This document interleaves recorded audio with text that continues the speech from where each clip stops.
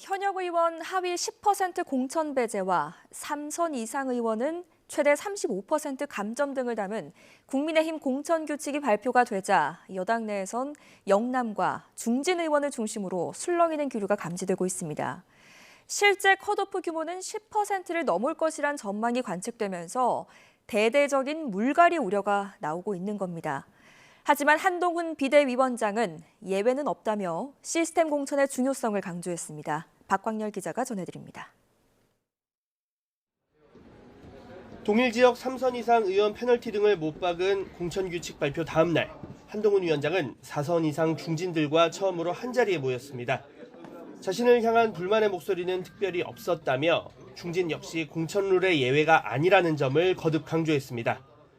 중진들 사이에서도 또 불만이 좀 나오고 있는데 이거에 대해서 좀 어떻게 보세요? 그런 말씀을 저한테 하시지는 않던데요.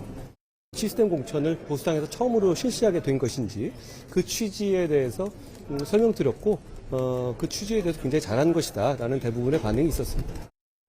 하지만 영남권과 일부 중진 의원을 중심으론 물밑에서 불만의 목소리가 터져나왔습니다.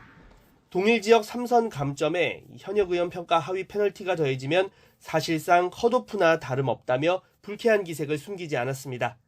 한 영남권 중진 의원은 유권자를 무시한 거라며 날을 세웠고 이번 결정에 근거해 의문을 제기하는 목소리도 뒤따랐습니다. 당 일각의 반발 움직임에도 여당 공관위는 대대적인 인적 쇄신 가능성을 부인하지 않았습니다.